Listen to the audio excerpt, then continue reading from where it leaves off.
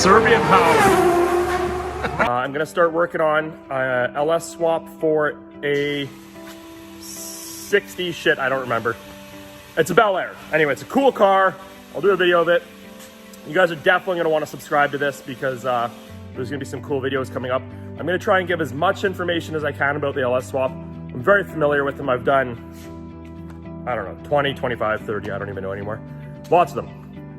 So I'm gonna try and do this somewhat budget. This is a really nice car. I was hoping to find a beater car and do it as cheap as possible. This isn't the type of car you do it as cheap as possible, but I'm gonna try and show you guys where you can save some money and do it somewhat cost effective, if that makes sense. So I'll try and break down the pricing. I'll try and do what I can. The dollar's super shitty right now, so it's hard to say.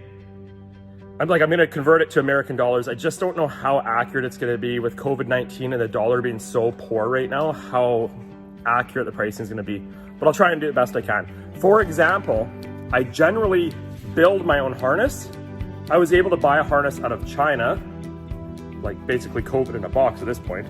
I bought a harness out of China for $350.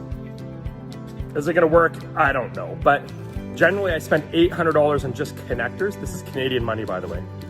I usually spend $800 on just connectors. So I'm banking on, even if this harness doesn't work, I'll just use the connectors off it and build a harness. So anyway, without further ado, here we go. Make sure you subscribe. That's it.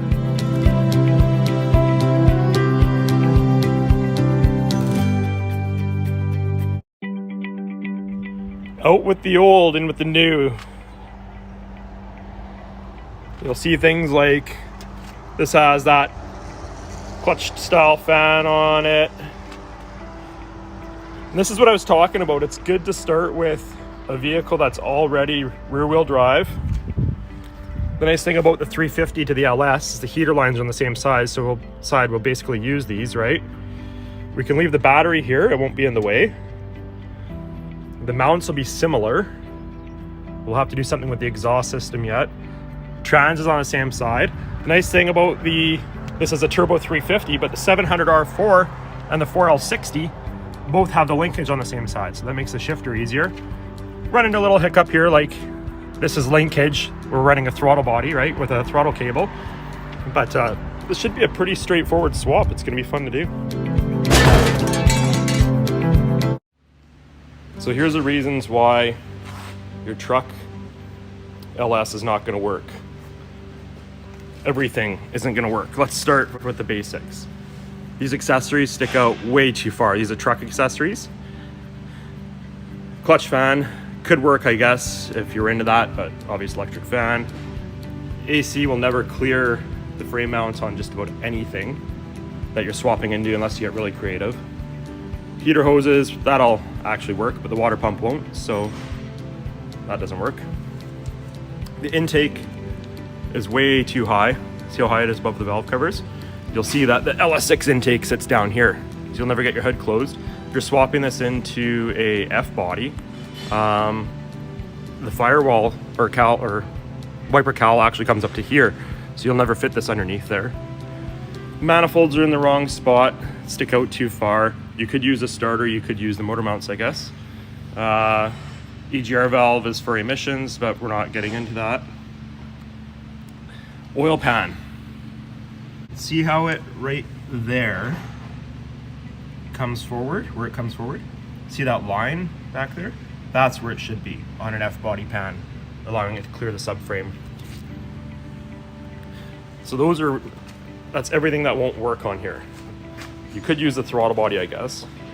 Alternator bracket won't fit because your alternator is higher than the intake then. So all of these accessories need to be stripped off. Power steering pump, water pump, clutch fan, idler, tensioner, all need to be replaced with either Corvette or Camaro accessories. Corvette if you're crammed for space, and Camaro if you have a bit of space. Also, that balancer won't work, obviously, if nothing else works because it sticks out way too far. So when people bring a truck engine and say drop this in, this is what happens. Yeah, the harness isn't on here anymore. The harness doesn't work either. It does if you want to spend a ton of time on it, but I'll show you the harness that I actually picked up. And behind, you could put a 700 R4 if you need a cable driven speedo, or you can do a 4L60 if you want to go electronic.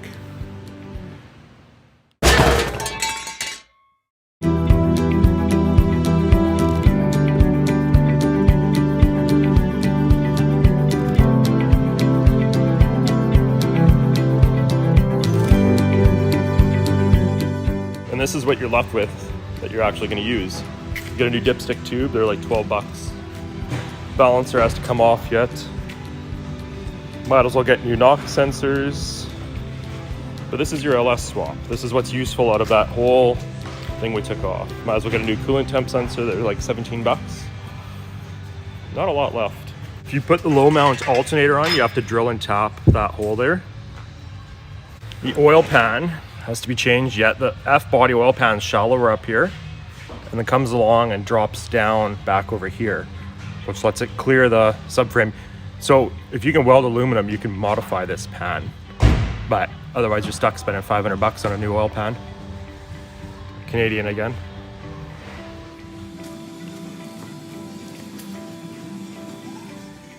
So we'll leave the video at that. Holley does offer a swap pan. It's like 500 bucks Canadian. Maybe Jegs or Summit offers it cheaper. I'm not actually sure. You're gonna want to subscribe. You're not gonna want to miss this. It's gonna be super cool. We're gonna do the Corvette rail covers and everything on it. I'm gonna try and break it down as best I can to kind of help you guys doing LS swaps. I know the LS swaps have been beat with a dead horse 1,000 times, but you can't have too much information. So we might as well just keep going with it and help you guys out where we can here. I've personally done 25, I don't know, 30, I don't even know anymore, swaps, and I just wish when I started there was more available information, because over the last 10 years of doing them, there's been a lot learned the hard way, and I hate to see anybody else go through that. Thanks for watching, and keep subscribed there. Thanks.